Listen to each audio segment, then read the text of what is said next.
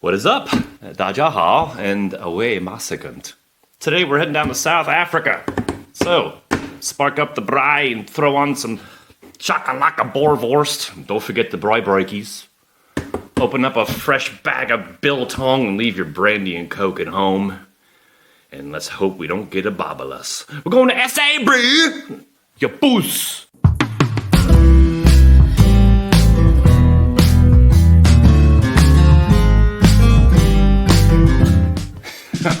Okay, well, I barely understood what I just said, so don't worry if you can't. That was a bit of a love letter to all my South African friends here, which is about 98% of the people I hang out with here in China. Lovely people, I love them to death. This was even a gift from one of them, so RFB, thank you very kindly. Again, I appreciate it. So today we're taking a look at Bain's single grain. The grain is corn. It is 100% corn.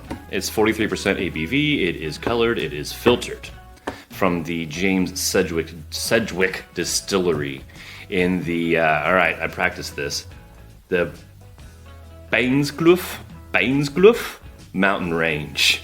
I might have gotten that right, maybe not. But it's in Wellington. That's a lot easier to say. Yeah, so it's actually the only commercial distillery in SA. So that's pretty cool. And in case you were curious, they don't use the E. The barrels that they use are first fill bourbon barrels, and then for first fill bourbon barrels for 3 years, and then for up to 30 months, they'll put it into fresh casks. I'm not sure what that means. That could mean virgin oak. That could mean something else. I'm not 100% sure. But maximum, this thing is 5.5 years old. But they add coloring to it, but they still say, like, oh, because of the climate here, there's rapid maturation, and that's why it is the color that it is. But then they say, we add coloring. Go figure. What are you going to do? This one is 43%, if I haven't mentioned that already, which I think is not rare, per se, but a lot of my research online was mostly surrounded by the 40% option. So I'm glad that I got the little bit higher proof. That's awesome. So what they wanted to do, their main goal, apparently, was to have the smoothness of an Irish with the flavor of a bourbon. But it's only a single grain. So whatever, we'll see what that's about. So before any further ado, let's put it in the glass. It's a really cool bottle. It's got a nice thick bottom. And I was just really surprised that it was just a twist off. What are you gonna do?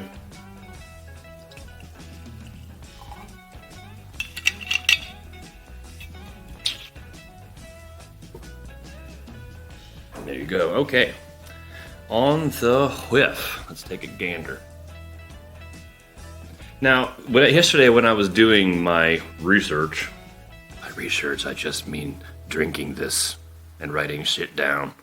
When I was doing my research, I found that it was a really good idea, after letting it sit for a really good idea to give it a good swirl first. Because if you let it sit and then you go straight to the whiff, it's gonna smell just like a bunch of just ethanol, kind of harsh, like a varnishy type element to it, which is not that bad. It's just kind of, I wasn't expecting it. I was kind of taken aback. So give it a good swirl before you go into it.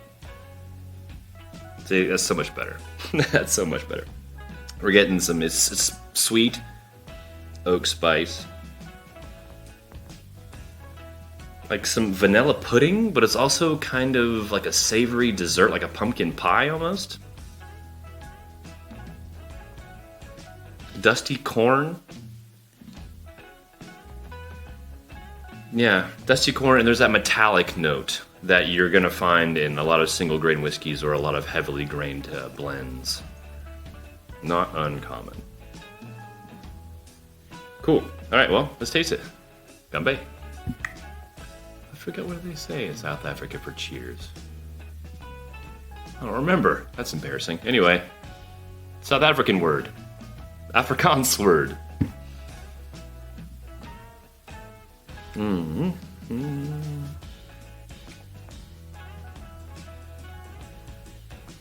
Right away, that sweetness, that corn, It's right up front. And oddly enough, right up front is where it stays throughout. You're not going to get a lot of mid palate. You're not going to get any back palate at all. It really hangs out in the front. And it is sweet. It's a bit, dare I say, corny. Corn flavored, corn forward. And it has this, and bear with me here, it has this coppery note. It's almost as if you coated a penny with powdered sugar and just swirled it around your mouth for a little while. Which isn't that bad. I actually kind of like it. It's really soft and really mellow. She's pretty. She's a pretty gal.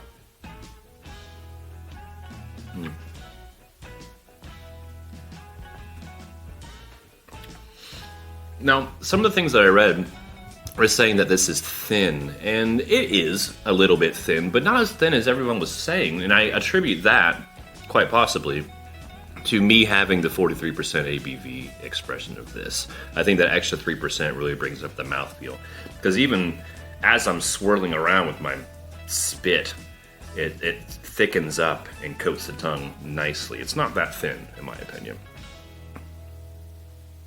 I like it. But the finish, I'd say, is short to medium. It doesn't stick around, and where it does stick around, as I mentioned before, is right in the very front. It's in your lips. It's not gonna really give you a lot when it comes to the back palate or the finish itself. Yeah, on that finish, we're getting some baking spices, fairly dry, and a lot of oak as well. It's really nice for a single grain. I'll definitely go back to that in the single grain world. It's fairly affordable, I'm told. It was a gift. I didn't really look it up because I'm a gentleman. And all in all, I recommend it. It's not too bad. And it's really cool because a lot of people don't really acknowledge South Africa as a whiskey place. People just kind of have their whiskey blinders on and think of just, Scotland, Ireland, America, and Canada. But it's a cool conversation piece. It's an excellent stepping stone for somebody that wants to engage into world whiskeys, and and single grains as well in general. So it's pretty cool. I dig it. So yes, I dig it. You should drink it, and that is that. Any questions? No? Good. Let's talk about one of the words that I mentioned in my stupid intro, which has become my new favorite Afrikaans word, and that was babalas. Say it with me. Babalas. And that is Afrikaans for hangover. I love it. It's the best word. I think it should completely replace the word hangover in English. And everyone will be happy. I don't think there will be a single argument about that. So, again, Bain's single grain for the price. What you're getting, quite good. I would go with the 43%er. The 41 probably would be too thin and a little bit too bland.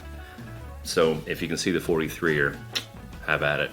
But yeah, other than that, that's all I got. So thanks for coming by. Take it easy, and we will see you next time.